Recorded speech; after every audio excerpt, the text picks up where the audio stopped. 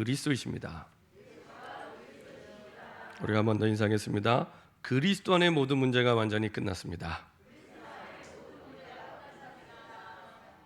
네, 우리 한 번 더 인사하겠습니다. 나는 거룩한 씨를 가진 남은 자입니다. 네, 오늘도 그 남은 자의 말씀에 대해서 하나님이 어떻게 역사하시는지 확인해 보도록 하겠습니다. 일주일이 168시간입니다. 일주일이 168시간입니다.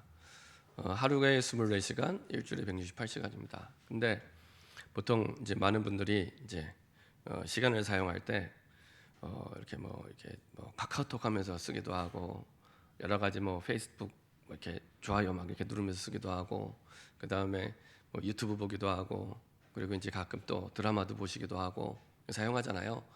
그 시간이 평균적으로 한 얼마나 될까요? 일주일에 그 시간이 평균적으로 한 사용하는 시간이 얼마나 될 것 같습니까? 보통 35시간 정도 된다고 합니다. 35시간. 일주일에 168시간 가운데 35시간을 우리가 그렇게 사용합니다. 우리는 그냥 별거 아닌 것처럼 쉽게 카톡은 카톡 이렇게 하기도 하고 페이스북에 좋아요 이렇게 막 누르기도 하고 그다음에 유튜브 잠깐 봤다가 또 인터넷 봤다가 그러다 또 드라마 봤다가 이렇게 하는데 그 시간이 평균적으로는 더 적기도 하겠지만 많은 사람도 많다는 얘기거든요. 평균적으로 35시간 정도 된다고 합니다. 근데 어떤 그 유명한 강사가 그런 얘기 하더라고요. 하루에 1시간만 미래를 설계할 수 있는 시간을 가지고 생각을 한다면 1시간만 그 사람은 반드시 성공한답니다. 물론 이제 세상적인 이제 기준을 가지고 얘기하는 거죠. 그러니까 하루에 1시간만 내가 미래를 설계하고 생각한다면 실천하는 것도 아니에요. 생각한다면 그 사람 반드시 성공한대요. 그 강사가 얼마나 확신 갖고 얘기하는지 하루에 1시간 해봤자 일주일이면은 7시간이잖아요. 그렇죠? 우리가 그냥 이렇게 카톡하고 유튜브 보고 인터넷하고 가끔 이렇게 드라마 봤다 하는 게 35시간인데 1시간이면 일주일에 7시간밖에 안 되거든요. 168시간 가운데 7시간만 내가 미래를 두고 생각하는 시간을 가지면 완전 성공한답니다. 근데 더 중요한 건 하루에 1시간을 그 사람이 만약에 기도를 한다. 이건 시대를 살리는 세계적인 영적 서밋이 됩니다. 마스크를 쓰셨기 때문에 아무도 아멘은 안 하시지만 마음속으로도 아멘 하신 줄 믿고 하루에 1시간만 내가 기도를 할 수 있다면 그 사람은 세계적인 영적 서밋이 될 겁니다. 세계적인. 그렇죠? 근데 그 1시간에 기도를 할 수 있는 기도의 근육이 없어요. 기도의 근육이 없어요. 버티질 못해요. 기도하려고 자리에 앉으면 1분만 지나도 기도할 제목도 생각도 마음도 안 돼요. 그게 제일 큰 문제입니다. 우리가 눈에 보이는 현실은 아무것도 문제되지 않습니다. 정말입니다. 그리스도 안에 이미 우리가 매주마다 고백하는 것처럼 모든 문제가 끝났기 때문에 눈에 보이는 이 현실은 아무것도 문제되지 않습니다. 왜냐? 문제가 되는 건 문제에 대한 답을 모르기 때문에 문제가 됩니다. 문제가 되는 거. 근데 내가 벌써 1시간 동안 하나님과 깊이 기도하고 있다. 하나님이 이미 준비하신 답이 보여지거든요. 하나님의 계획이 보여지고 하나님의 시간표가 보여지고 하나님의 목표가 보여집니다. 내가 만들 필요도 없습니다. 세상은 내가 실력을 갖춰서 내가 뭔가 만들려고 하는데 얼마나 우리 하나님이 좋으신 하나님이냐. 내가 뭘 만들 것도 없습니다. 다 준비해놓고 발견만 하면 되도록 해놓고 우리를 부르셨습니다. 근데 이제 발견이 안 되는 겁니다. 주님을 안 바라보니까.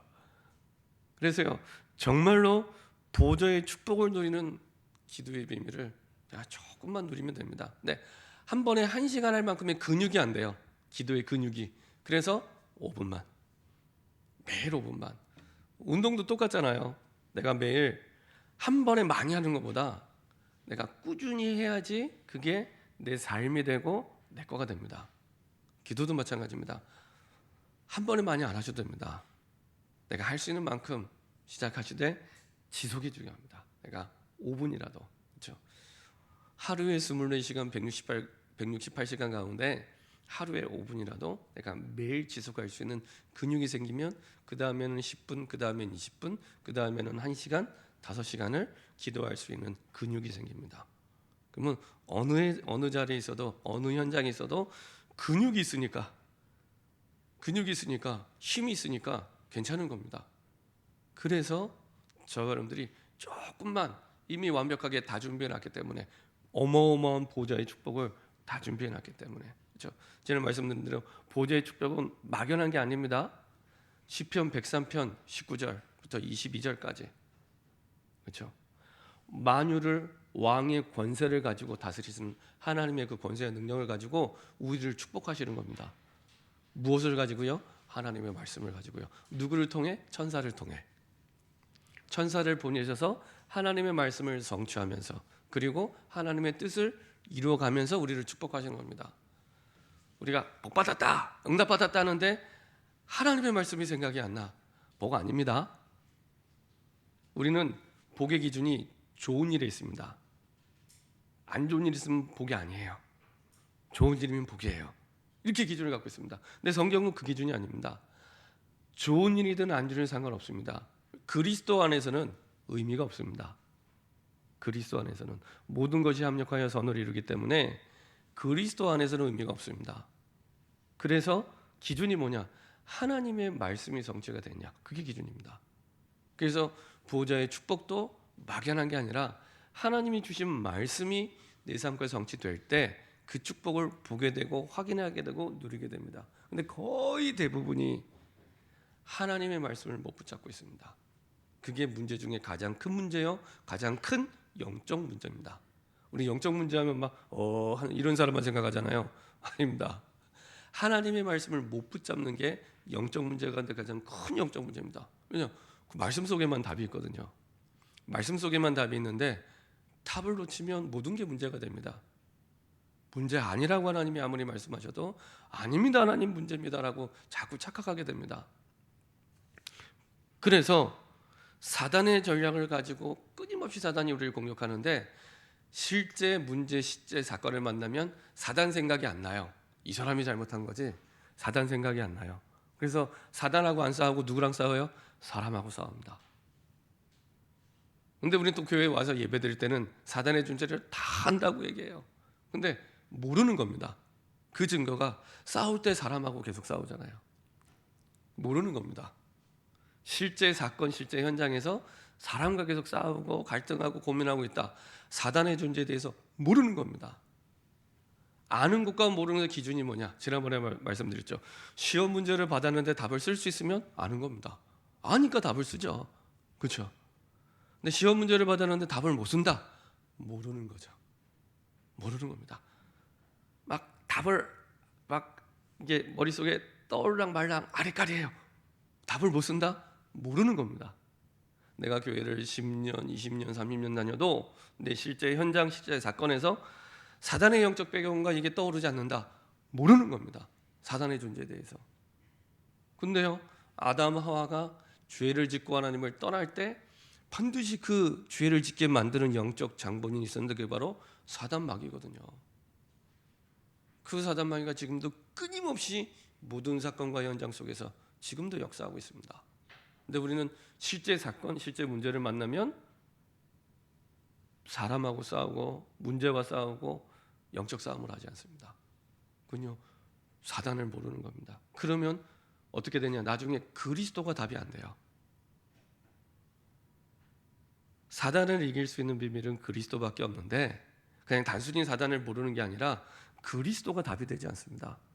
늘 내 기억 속에서만 그리스도지 실제 사건, 실제 문제에서는 그리스도의 능력, 그리스도의 권세 전혀 모르고 그리스도의 능력과 권세 아무 필요 없습니다. 육신 문제로 보이는데요. 그리스도의 능력과 권세가 무슨 필요가 있습니까? 아무 필요 없습니다. 그렇죠? 그래서 사단의 전략을 알고 그래서 항상 첫 번째는 영적 정복입니다. 이게 지금 눈에 보이는 문제와 사건이 문제가 아니라 영적 정복을 해야 되는 거구나. 결국에는 그 다니엘의 세 친구를 통해서 하나님 미리 영적 정복을 하게 하시고, 그리고 느부갓네살 왕으로 하여금 신앙 고백을 하도록 바꿔버리죠. 그 현장과 사람 그리고 나라를 완전히 변화시킵니다. 종으로, 노예로, 포로로 끌려가는데 그 현장, 그 사람뿐만 아니라 그 나라를 바꿔버립니다. 그리고 거기 하나님의 있는 포로로 가게 하신 유일한 뜻, 세계복음화의 하나님의 뜻을 이루게 하시죠. 보좌의 축복이 이 현장에 성취가 된 겁니다. 그래서 하루에 5분만, 우리 인생의 문제는 이미 끝났기 때문에 그 문제에 대한 하나님의 계획, 하나님의 목표, 하나님의 시간표를 깨달을 수 있도록 부름받은 남은 자로, 거룩한 씨를 가진 남은 자로 내가 시간을 정하고 기도할 때는 완전히 다른 기도가 되고 다른 응답이 됩니다. 그냥 믿습니다 하고 기도하는 것과 하나님, 내가 이 시대 거룩한 씨를 가진 남은 자로, 다니엘처럼, 다니엘 새 친구처럼, 이사야처럼, 그 엘리사처럼 이 시대의 나를, 이 시대 엘리야로, 이 시대 엘리사로, 이 시대 이사야로, 이 시대 다니엘로, 이 시대 다니엘의 새 친구로 나를 부르셨는데, 그 정체성을 가지고 기도할 때는 완전 다른 기도가 되는 겁니다. 그렇죠? 하나님의 말씀이 답으로, 그리고 하나님의 뜻이 내 가슴에 딱 확정되기 시작하고요, 힘 있는 기도, 응답받는 기도, 되어지는 기도가 새롭게 시작이 됩니다. 특별히 참고하실 것은요, 조금 하나님이 우리에게 주신 선물인 호흡 그리고 기도를 가지고 누리시면 됩니다. 지난주 말씀 두 가지 생명선, 영적인 생명이 있는 자만 기도할 수 있고요, 육신의 생명이 있는 자만 호흡할 수 있습니다. 그래서 두 가지 생명선이라고 지난주에 말씀을 드렸고요, 이 호흡을 가지고 기도해야 돼요. 굉장히 힘을 얻게 됩니다. 그 아이들이 태어나면, 그 아이들, 갓난아기들 잠잘 때 보면요, 배가 올라갔다 내려갔다 올라갔다 내려갔다 합니다. 굉장히 건강한 호흡을 합니다. 복식호흡. 이 복식호흡이 굉장히 건강한 호흡입니다. 근데 이게 나이가 들고 우리 몸의 면역력이 떨어지고 아플수록 숨이 차오르기 시작합니다. 쭉 차오르기 시작합니다. 그래서 나중에는 가슴으로, 폐로 호흡을 하게 되고, 이게 좀 더 올라가면 목으로 호흡을 하게 되고, 나중에 이게 돌아가신 분들 얘기할 때 목숨이 끊어졌다 이렇게 얘기를 하잖아요. 목숨이 끊어졌다. 숨이 점점 이게 수명이 짧아질수록 올라오게 됩니다. 그래서 나중에는 목숨이 끊어졌다 이렇게 얘기를 합니다. 그래서 건강한 호흡일수록 호흡이요, 배로, 그다음에 조금 더 밑으로 얘기하면 단전으로 이렇게 호흡이 되는 겁니다. 근데 호흡이면요, 굉장히 우리 몸의 모든 부분들이 회복이 되고 힘을 얻게 됩니다. 이미 과학적으로도 증명이 됐고요. 지난번에 한번 말씀드렸던 것처럼 옛날에 박지성이나 박주영 선수가 유럽에서 축구 뛸 때 몸값이 어마어마하게 비싸잖아요. 부상당하면은 이제 구단에서 손해가 이만저만이 아닙니다. 그래서 그 선수들에게 치료를 하는데 산소 치료를 합니다. 산소 치료. 그래서 한 6주 진단이 나와서도요, 산소 치료를 하면 4주로 줄일 수 있습니다. 그러니까 산소를 고농축으로 딱 응축해서 치료에 활용하는 거예요. 근데 그게 내 몸의 산소가, 온 몸에 고농축 산소가 공급이 되면서 내 몸을 회복시키는 겁니다. 그러니까 얼마 전에 그 성남시 회보를 보니까 대문짝만하게 자랑하더라고요. 성남시 의료원에 그 산소 치료기 도입했다고 자랑하더라고요. 저는 안 가봤는데 성남시 의료원이 꽤 수준 있는 의료원인가 봅니다. 저는 잘 모르겠지만 여튼 산소 치료기를 이렇게 구입했으니까 많이 오라고 이렇게 크게 광고를 했더라고요. 그만큼 산소가 굉장히 우리 몸에 큰 선물이 됩니다. 그래서 정말로 호흡을 제대로 하면서 기도해 보세요. 굉장히 달라집니다. 집중이 달라지게 됩니다. 굉장히 달라지게 됩니다. 그래서 그 속에서요, 많은 응답의 비밀이 들립니다. 저 같은 경우에 새벽 예배 때, 새벽 기도 때 활용을 하는데 굉장히 좋습니다. 굉장히 편안하고요, 힘이 나고요, 그리고요, 여러 가지 내 생각과 마음이 혼란스럽고 복잡하다고도 딱 집중할 수 있는 힘이 생깁니다. 이렇게 하나님이 주시는 호흡 기도의 축복 속에 숨을 들여마시면서 그리스도용으로 충만케 하여 주옵소서, 한 가지 기도 제목만 기도하셔도 됩니다. 그리고 숨을 내쉴 때는 하나님, 모든 현장 속에, 모든 사람 속에, 모든 일 속에, 저는 우리 모든 성도들의 현장 속에 성령으로 역사해 주옵소서 이렇게 기도합니다. 근데 그것만 기도해도 돼요. 가장 좋은 기도 제목, 가장 중요한 기도 제목이니까 그리스도의 영으로 충만케 하시고 다 받았기 때문에, 그리고 우리 모든 성도들 현장에도 성령께서 역사하여 주옵소서. 그렇죠? 이렇게 해서 조금만 우리에게 이미 준비된 보좌의 축복을 누리는 기도가 시작되면 하나님은 우리가 상상하지 못했던 성경 속의 인물들, 남은 자들이 받았던 그 축복과 그 응답이 내 현장과 이 시대의 응답으로 확인하고 누리기 시작합니다. 그 중에 누가 있냐? 에스더가 있었습니다. 모르드게와 에스더가 있었습니다. 그래서 모든 일 이전에 미리 정복하고 누렸던 인물이 이 모르드게와 에스더입니다. 특별히 이 당시 현장도 우리가 이전에 봤던 다니엘, 그 다음에 다니엘의 세척력과 마찬가지로 그 이스라엘 백성들을 괴롭히고 망하게 하는 존재가 있었는데 그게 하만입니다. 하만. 그래서 하만이 철저한 인본주의를 가지고 이제 이스라엘 백성들을 괴롭히죠. 근데 이 하만이 누구냐? 아각 사람이라고 소개를 합니다. 아각 사람.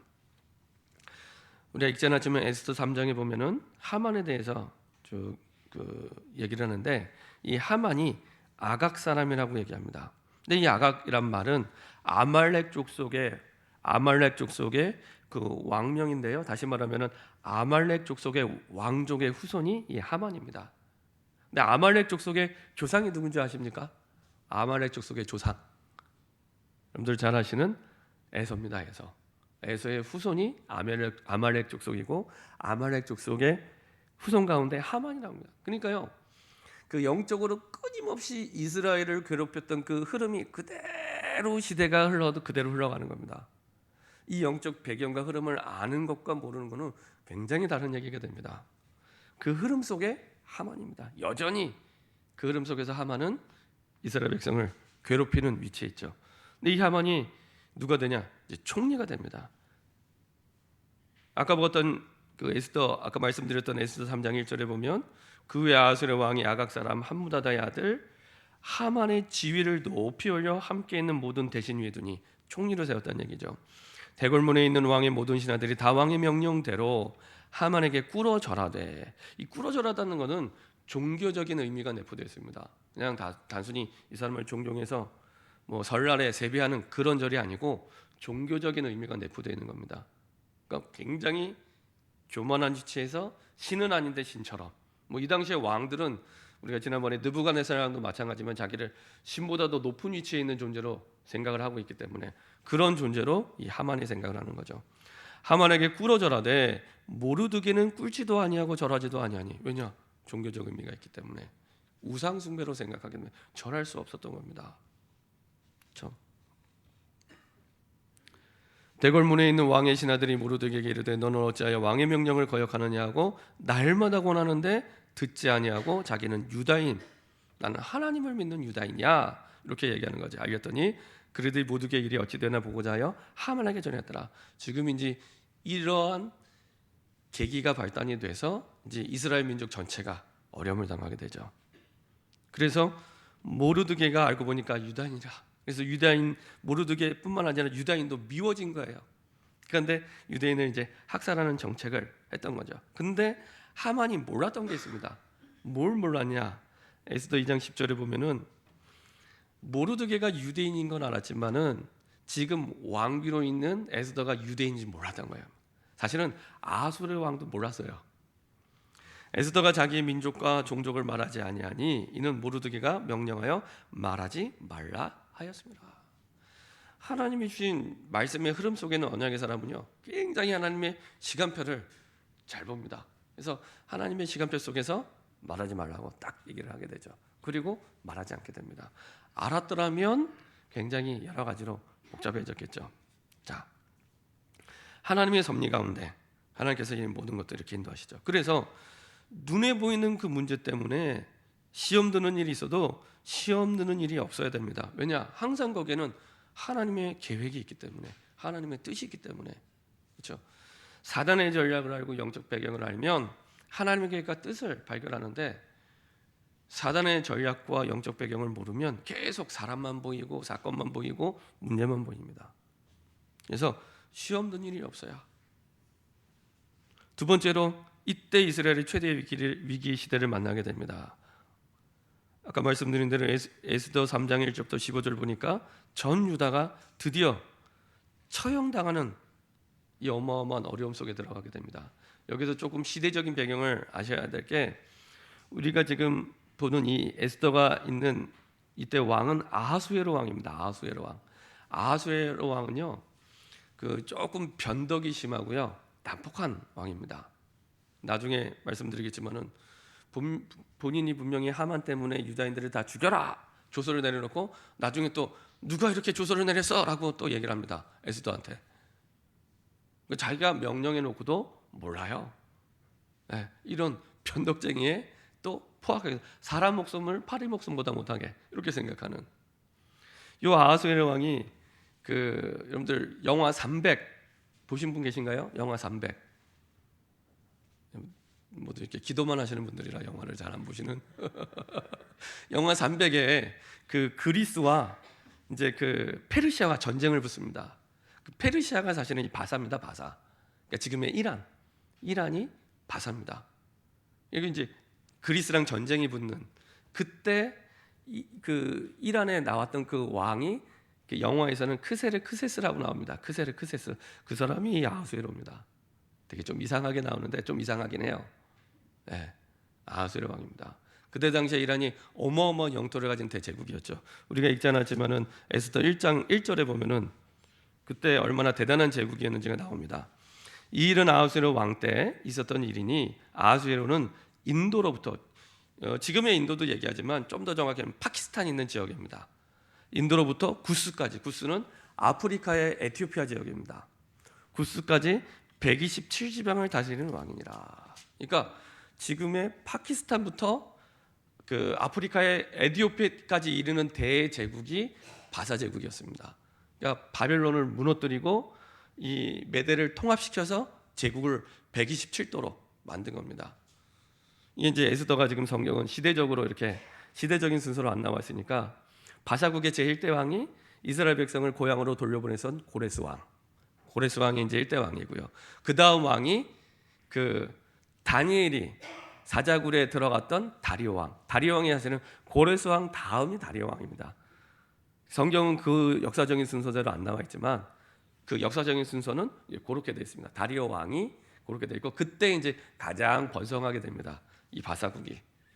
그리고 나서 다리오 왕 다음에 왕이 된 사람이 아하수에로입니다. 그러니까 이 아하수에로 왕으로 물려받을 때는 127도의 엄청난 제국을 다스리는 영토와 땅을 딱 물려받은 상태, 이런 상태죠. 이러한 상황 속에서 이제 그 총리를 하만으로 세웠으니까 얼마나 자기가 복음 모르면 교만하겠습니까? 교만하겠죠. 다 신처럼 엎드려 절할 수밖에 없는, 꼭 느부갓네살에게 절했던 것과 똑같은 그런 것처럼 그런 상황이었습니다. 그런 상황 가운데 드디어 여러 민족들 가운데 한 민족이었던 이제 이 이스라엘 민족이 완전히 다 멸절당하게 된 겁니다. 고레스 왕 때 너희들 다 집으로 가라고 얘기를 했지만 여전히 남아있는 이스라엘 백성들이 있었습니다. 저 가라고 했는데 70년 만에 회복이 돼서 가라고 했는데 안 가고 남아있는 사람, 이 사람들이 왜 안 가고 남아있었을까요? 70년 동안 자기 삶의 터전을 여기 닦은 거예요. 경제적인 기반이나 이런 걸 다 닦아놓은 거예요. 그러니까 쉽게 떠날 수가 없는 겁니다. 그래서 이스라엘 백성들이 가는 사람은 갔어요. 근데 이제 신학자들 얘기를 들어보면 더 많은 사람들이 남아 있었다라고 얘기합니다. 한 70만의 사람이 그 당시에 남아 있었다라고 얘기를 합니다. 그러니까 안 간 사람이 훨씬 더 많았죠. 그 가운데 모르드게와 에스더가 있었던 거죠. 자, 그러니까 여전히 이제 그 남아서 물론 약간의 종교의 자유는 있었지만 여전히 바사국에 속해 있는 그런 이제 그 포로 그리고 노예 이런 삶을 살아가고 있는 그런 상황이었습니다. 그 가운데 드디어 이제 모함을 받고 에스더 4장 1절부터 17절에 모르드게를 통해 그 소식을 듣고 이제 자기의 인생을 건 결단을 하게 됩니다. 사실 처음에 에스더는 그런 마음을 먹지 않았습니다. 워낙 이 깊은 왕궁 속에 있다 보니까 밖에 어떻게 돌아가는지 모르고 있었던 거예요. 그러다가 모르드게를 통해 소식을 접하게 됩니다. 지금 이만저만해서 지금 모든 이스라엘 백성들이 완전히 죽임을 당하게 됐다. 죽임을 당하는 정도가 아니라 갖고 있던 삶의 기반도 다 빼앗기게 된 거예요. 다 빼앗게 된 거예요. 그 모르드게가 왕에게 이스라엘 백성들을 모함할 때 그냥 얘기한 게 아니라 은 1만 달란트를 주겠다고 얘기합니다. 근데 이게 어느 정도로 어마어마한 돈이냐면은 그 당시 걷어들이는 수입의 반 정도, 3분의 1에서 반 정도 되는 수입이 이만큼의 돈입니다. 근데 이 누구죠? 하만이 이만한 돈이 있냐? 없어요. 그럼 어떻게 그걸 준비를 하겠습니까? 이스라엘 백성들에게 다 빼앗아서 주려고 생각을 하는 거죠. 자기도 좀 갖고 총리니까. 그렇죠? 그런 상황 속에서 지금 모함을 하고 멸절시키려는, 완전히 망하게 하려는 이런 상황에 있는 상황입니다. 그때 에스더가 그 모르드게의 소식을 듣고 고백을 하게 되죠. 그 고백이 에스더 4장 14절부터 16절까지 나와 있습니다. 우리 같이 한번 합독하도록 하겠습니다. 에스더 4장 14절부터 16절입니다. 이때 내가 만일 잠잠하여 말이 없으면 유다인은 다른 데로 말미암아 노임과 구원을 얻으려니와 너와 내 아버지의 집은 멸망하리라. 내가 왕후의 자리를 얻은 것이 이 때를 위함이 아닌지 누가 알겠느냐 하니 에스더가 모르드게에게 회답하여 이르되 당신은 가서 수산에 있는 유다인을 다 모으고 나를 위하여 금식하되 밤낮 3일을 먹지도 말고 마시지도 마소서. 나도 나의 시녀와 더불어 이렇게 금식한 후에 규례를 어기고 왕에게 나가리니 죽으면 죽으리이다 하니라. 일단 모르드게가요, 분명한 언약의 확신을 갖고 있었습니다. 어느 정도로 확신 갖고 있냐? 내가 만일 잠잠하여 말이 없으면 유다인은 다른 데로 말미암아 노임과 구원을 얻으리라. 너 아니더라도 하나님이 구원할 거야. 분명 확신했습니다. 너 아니더라도, 네가 왕비인데 너 아니라도 반드시 우리 민족 하나님 구원하실 거야. 본인이 분명히 쭉 그 다니엘과 새 청년 때부터 흘러오는 그 언약의 흐름 속에 분명히 언약에 대한 확신이 있었습니다. 그래서 너가 아니더라도 분명히 하나님 구원하셔. 근데 여기 내가 쓰임 받지 못한다면 너는 멸망당할 거야. 하나님이 너를 그 자리에 세우신 것은 이때가 위함이 아니냐. 처음 왕비가 되라고 할 때랑은 반대로 얘기합니다. 에스더서 2장 10절에서는 우리 너 왕비가 되더라도 유다인이라고 얘기하지 마 이렇게 얘기했는데 여기서는 아니야, 가서 얘기해 라고 얘기를 합니다. 그러니까 하나님의 정확한 언약을 가지고 있을 때 하나님의 시간표, 하나님의 목표를 정확히 알고 얘기를 합니다. 그때 에스더는 3일을 금식하고 그만큼 이제 중요하게 마음에 담고 결단하고 규례를 어기고 왕에게 나아간다고 얘기죠. 이 아하수에르 왕이 어떤 왕인지 너무나 잘 알고 있어요. 변덕이 심하고 그리고 난폭한, 사람 목숨을 파리 목숨보다도 여기지 않는 그런 왕인지 알고 있거든요. 그런 왕 앞에 이제 나가게 되는 겁니다. 자, 그리고 나서 에스더 5장 1절부터 14절을 보면은 하나님이 주시는 응답 가운데 이제 기쁘게 왕이 맞아들이죠. 딱 왕의 규를 내밀었더니 이제 규를 내밀고 이제 살려주고, 왕이 부르지 않는데 나가게 되면 죽임을 당하거든요. 근데 규를 내밀고 살려주고 기뻐하는 마음으로 내 나라 반이라도 너한테 주겠다. 얼마나 에스더에게 반했는지 이렇게 얘기를 합니다. 그리고 그 규를 붙잡고 얘기하죠. 보통 사람 같으면 그 막 얘기해야 될 급한 상황이 있잖아요. 지금 위급하잖아요. 막바로 얘기했을 텐데 그거를 딱 시간표를 또 기다립니다. 그 말은 하나님의 정확한 언약을 가지고 있었기 때문에 기다릴 수 있는 겁니다. 그리고 나서 자기 잔치에 초대를 하죠. 잔치에 초대를 합니다. 그리고 나서 이제 올 때 혼자 오지 말고 하만을 꼭 데리고 오도록. 하만은 신이 났죠. 자기도 왕비의 초청을 받았다는 거, 딱 두 사람만 초청받은 왕과 하만. 그러니까 얼마나 신이 납니까? 그러니까 확실하게 내가 2인자구나 이런 생각을 하고 갔겠죠. 자, 그때입니다. 그 에스더 6장 1절부터 14절에 보면은 하나님이 이 모든 사건과 일에 감독이시구나, 이게 확인이 됩니다. 자, 에스더 6장 1절 2절을 같이 한번 읽어보도록 하겠습니다. 에스더 6장 1절 2절입니다. 하나님께서 모든 것들을 주관하고 계시는구나. 에스더 6장 1절 2절 같이 합독하도록 하겠습니다. 그날 밤에 왕이 잠이 오지 아니하므로 명령하여 역대 일기를 가져다가 자기 앞에서 읽히더니 그 속에 기록하기를 문을 지키던 왕의 두 넷이 빅다나와 데레스가 아하수에로 왕을 암살하는 음모를 모르드게 고발하였다 하였는지라. 보세요. 딱 그 잔치에 초청한 그날 밤입니다. 기가 막히죠. 다른 날이 아니고 잔치에 초청한 그날 밤에 왕으로 하여금 잠을 못 자게 하세요. 신기하죠? 꼭 이 하나님의 그 시간표대로 움직이는 것처럼 요셉이 술 맡은 관원장에게 꿈 해몽을 하고 술 맡은 걸 표현합니다. 근데 그 뒤에 뭐라고 기록되어 있습니까? 술 맡은 관원장이 요셉을 잊어버렸어요. 생명의 은인인데 어떻게 그럴 수가 있습니까? 하나님이 잊어버리게 만든 겁니다. 그리고 나서 2년 뒤에 정확한 딱 총리가 될 수 있는, 그 당시 총리가 될 수 있는 최연소 나이에 딱 떠오르게 합니다. 그리고 그때 왕에게 꿈을 꾸게 하시죠. 하나님이 어떨 때는 그 왕에게 꿈을 꾸게 하면서 하나님이 움직이시기도 하시고, 여기서는 왕에게 잠을 못 자게 하셔서 이전에 기록된 역대 일기를 가져와서 읽히게 합니다. 이때 당시에는 서기나 내시로 하여금 책을 갖고 와서 읽히게 하는 이런 관습이 있었기 때문에, 야, 갖고 와서 한번 읽어봐 했더니 하고 깨달은 게 자기가 죽을 뻔한 적이 있던 거예요. 우리가 앞부분에 읽지 않았지만 그 에스더 1장 2장에 보면은 아하수르 왕이 암살당해서 죽을 뻔한 일이 있었습니다. 내시에 의해서. 그때 누가 구해주냐? 모르드게가 구해줍니다. 아직 모르드게라는 존재를 잘 모르고 있을 때 딱 구해주게 됩니다. 근데 신기한 것은 왕이 모르드게가 구해줬는데 모르드게에게 어떤 거기에 합당한 상급이나 뭔가를 줘야 되는데 안 주고 그냥 지나가게 됩니다. 그거를 그 에스더가 잔치를 초청한 그날 밤에 깨닫게 됩니다. 신기하죠. 그래서 그 뒤에 뭐라고 나와 있냐? 왕이 이르되 이 일에 대하여 무슨 종기와 관작을 모르게에게 베풀었느냐 하니 측근 신하들이 대답하되 아무것도 베풀지 아니하였나이다. 야, 모르드게가 그럼 상이라도 좀 받았어? 했더니 아니요, 아무것도 안 받았는데요. 그래? 그때 모르드게를 부릅니다. 근데 그때가 언제라고요?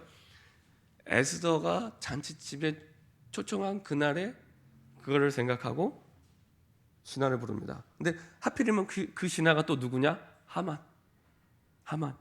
여봐라, 걔 없느냐 했는데 아무도 없고 마침 그때 하만이 있었던 거예요. 참 놀랍죠. 하만이 왔어요. 하만한테 물어보릅니다. 이름만 얘기 안 하고, 왕이 이름만 얘기하고 얘기를 합니다. 야, 옛날에 누가 내가 죽을 뻔했는데 암살당하면 구해줬어. 너 같으면은 무슨 상을 주겠냐? 근데 이제 그 하만은 꼭 자기가 상을 받는 것처럼 착각을 하고 얘기합니다. 왕관을 씌워주고, 그 다음에 왕의 옷을 입히고, 사람들에게 어마어마한 왕이 이게 배경이 되는 사람이라고 보여줄 거라고. 근데 그게 하만이 아니라 모르드게였던 겁니다. 하만이 얼마나 참 배가 아팠겠습니까? 하만 손으로 모르드게를 칭찬하게 만들죠. 이게 하나님의 시간표 따라 절묘하게 하나님이 쭉 이끌어 가십니다. 자, 하나님의 섭리 속에 이렇게 가는 가운데 드디어 에스더 7장에 두 번째 잔치에 초청을 받아가는데 역시 왕과 하만만 갑니다. 가서 드디어 그때 폭로를 하게 되죠. 자, 그 폭로 내용이 7장 3절 4절입니다. 에스더 7장 3절 4절에 이렇게 말씀하고 있습니다. 왕후 에스더가 대답하여 이르되 왕이여, 내가 만일 왕의 목전에서 은혜를 입었으며 왕이 좋게 여기시면 내 소청대로 내 생명을 내게 주시고 내 요구대로 내 민족을 내게 주소서. 나와 내 민족이 팔려서 죽임과 도륙함과 진멸함을 당하게 되었나니 만일 우리가 노비로 팔렸더라면 내가 잠잠하였으리이다. 그래도 대적이 왕의 손해를 보충하지 못하였으리이다 하니, 내가 노비로 팔려서 죽였으면 왕이 나를 만날 수 있겠습니까? 자기가 유대인인 걸 먼저 밝힙니다. 그리고 나서 내가 유대인이고 그리고 내 민족이 이렇게 죽게 됐다 얘기를 합니다. 그렇죠? 그 말하는 것도요 굉장히 지혜롭습니다. 유대인 먼저 얘기하기 전에 자기를 사랑하는 본인을 먼저 얘기하고, 그리고 내가 유대인이고 그리고 우리 민족이 죽게 됐습니다. 이렇게 얘기를 합니다. 근데 이제 왕의 대답이요, 가관입니다. 5절에 아하수에로 왕이 왕후 에스더에게 말하 이르되 감히 이런 일을 심중히 품은 자가 누구며 그가 어디 있느냐. 이게 되게 웃긴 얘기잖아요. 본인이 왕의 조서로 하만을 통해 유대인들을 죽이라고, 멸절하라고 얘기를 했는데 하나도 생각이 안 나는 겁니다. 변덕이 죽을 듯하고 사람 목숨을 파리 목숨을 생각하는 이런 인간이 아하수에로 인간입니다. 그러면서 얘기합니다. 그때 이제 에스더가 얘기합니다. 에스더가 이르되 대적과 원수는 이 악한 하만입니다. 그렇죠? 하만이 왕과 왕후에도 두려워하거늘 왕이 노하여 일어나서 잔치자를 떠나, 이렇게 얘기합니다. 나중에는 오해까지 생겨서 완전히 끌려가게 되죠. 하나님은 이렇게 하나님의 섭리 속에 하나님의 정확한 시간표와 하나님의 목표를 이루어서 이스라엘 백성들을 살리십니다. 자, 그래서 그것을 기념하는 날이 부림절입니다. 부림이란 말은 부르라는 제비뽑기에서 나는데요, 이게 복수형이 부림입니다. 그래서 제비뽑기를 해서 이렇게 된 사건 속에서 이것을 기념합니다. 원래 이 제비뽑기는 처음에 하만이 한 거거든요. 하만이 이 유대인들을 죽이려고 할 때 날짜와 달을 정할 때 제비를 뽑아 정한 겁니다. 그런데 하나님이 얼마나 이 섭리가 놀랍냐. 딱 제비를 뽑았는데 그 강한 제국이면 바로 죽일 수도 있었잖아요. 근데 제비를 뽑게 하셔서 제비를 뽑은 날로부터 11개월 뒤에 죽게 합니다. 11개월 뒤에. 그리고 에스더 7장에 이 잔치집에 하만이 죽게 된 사건이 그로부터 2달 반 뒤에 일어난 사건입니다. 그러니까 하나님께서 너무나 정확하게 하나님의 시간표 속에 모든 것을 움직이고 감독하고 보호하시고 인도하고 계십니다. 그렇게 제비 뽑기로 되어서 죽게 된 이스라엘 민족이 오히려 그 죽게 된 그날에 완전히 구원의 날이 됐던 그 날을 기념하는 게 부림절입니다. 그러니까 이스라엘 백성들이 죽음을 당하게 되는 그때, 완전히 멸절당하는, 모든 재산을 다 빼앗기고 죽음을 날 그때 완전히 구원받게 된 그날을 기념하게 된 날이 부림절입니다. 그래서 원래 에스더는 이게 성경 66권에 들어갈 때 많은 신학자들이 이런저런 얘기가 많았어요. 왜냐, 에스더 1장부터 10장까지 하나님이란 단어가 한 번도 안 나와요. 그런 성경이 없거든요. 근데 에스더에는 하나님이란 단어가 1장부터 10장까지 한 번도 안 나옵니다. 그래서 이걸 정경에 넣어야 되냐 말아야 되는데 전체적인 말씀의 흐름을 보니까 아니거든요. 하나님의 구원, 하나님의 손길이 그대로 들어가 있는 겁니다. 이만큼 하나님이 정확하게, 특별히 에스더 9장 20절부터 24절 보면은 그 기념하는 날을 아달월 14일부터 15일이라고 정했는데, 이 날이 어떤 날이냐면은 아달월 14일 15일 어떤 날이냐면 이스라엘 백성들이 출애굽할 때 마지막 10번째 재앙이요, 그 장자를 죽이는 재앙이잖아요. 그 어린 양이 피를 바르기 전날이 13일입니다. 다시 말하면은 이 14일이 다시 말하면 어린 양이 피를 바른 그날입니다. 그날에 똑같은 날에 하나님이 이 날을 기념하도록 이렇게 만드시죠.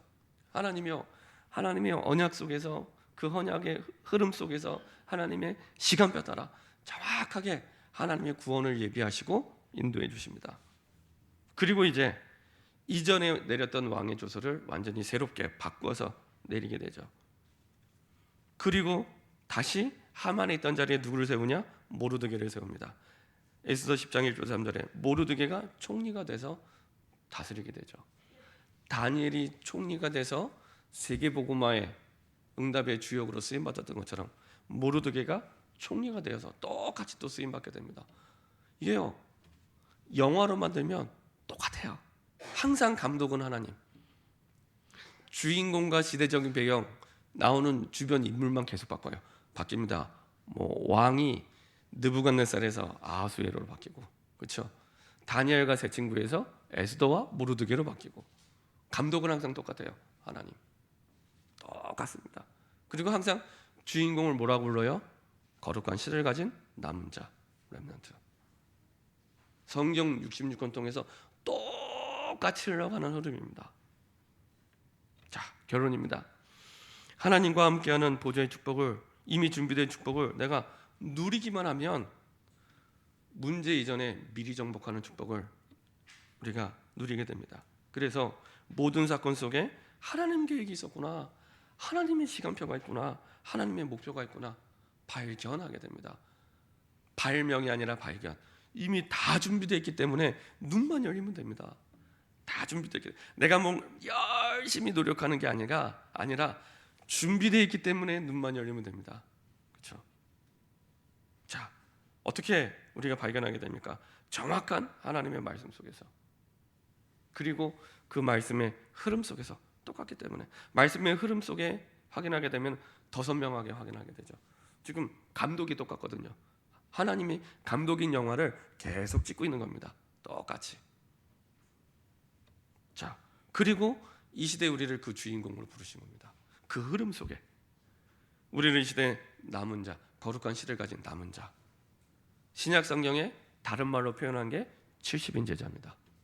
70인 제자, 70인 제자로 부르신 겁니다. 아유 목사님, 저는 그만한 능력도 수준도 언약도 힘이야 그런데요. 기준이 부르심에 있습니다. 부르심. 절대 착각하지 마세요. 내가 뭔가 갖춰진 거에 있는 게 아니라, 내 형편과 사정과 조건이 아니라 부르심이 있습니다. 예수님이 제자들 부르실 때, 마가복음 3장 13절 15절 예수님 부르실 때 제자들이 전도를 많이 해서 전도자로 부른 거 아니잖아요. 다 갈릴리 출신인데, 그렇죠? 준비가 돼서 부른 게 아닙니다. 부르심이 기준입니다. 부르심이 기준입니다. 이 언약과 말씀을 듣고 있는 그 현장에 있다, 그게 기준입니다. 하나님이 감독인 영화에 이 시간에 주인공으로, 이 시대의 주인공으로 저 사람들을 부르신 겁니다. 그렇죠? 왕들을 움직이는, 계속 우리가 말씀을, 왕들을 움직이는, 많은 사람들이 대통령 부러워하잖아요. 대통령에게 답을 주는 주역으로 저 사람들을 부르신 겁니다. 성경대로. 그렇죠? 그래서 내가 있는 지역이 그 70인 제자들이 있었던 70지역, 그곳에 하나님이 원하시는 건 그들에게 이 어마어마한 시대를 살릴 수 있는 복음의 답을 주도록 70 현장에, 말씀 운동에 문이 열기를 기도하고 계시고요.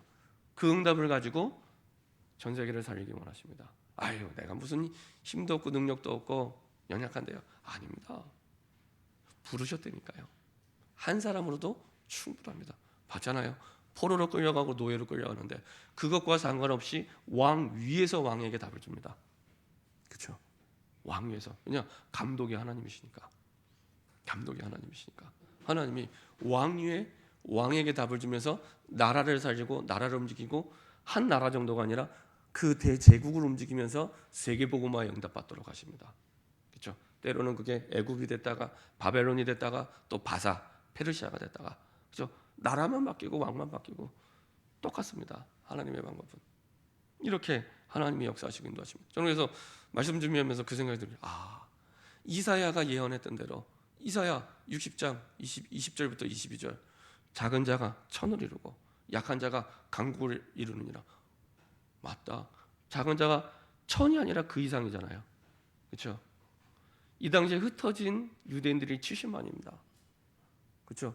흩어진 유대인들을 살리는 한두 사람이 천 정도가 아니라 그 이상의 응답을 이루고, 약한 자가 강한 자 정도가 아니라 강국을 이루는, 나라를 살리고 나라를 움직이는 왕 위에서 왕에게 답을 주면서, 이런 응답의 주역으로 이 시대 저와 여러분들을 부르신 겁니다. 자부심을 가져도 되고요. 그 확신 속에 하나님, 내가 뭘 하면 좋겠습니까? 이렇게 응답을 시작하는 저와 여러분들에게 소원합니다. 기도하겠습니다. 하나님 감사드립니다. 237개 나라를 살리는 엄청난 보좌의 축복 속에 시대마다 하나님이 사용하셨던 그 거룩한 시 남은 자의 축복 속에 우리를 이 시대 남은 자로, 주인공으로 70인 제자로 부르심을 감사드립니다. 정확한 하나님의 말씀을 붙잡고 하나님의 계획과 하나님의 시간표와 하나님의 목표를 발견하고 누리는, 시대를 살리는 증인 되게 하여 주옵소서. 작은 자가 천을 이루고 약한 자가 강국을 이루는 주님의 약속이 우리 삶에 그대로 이 시대에 성취되게 하여 주옵소서. 감사드리며 주 예수 그리스도의 이름으로 기도합니다. 아멘.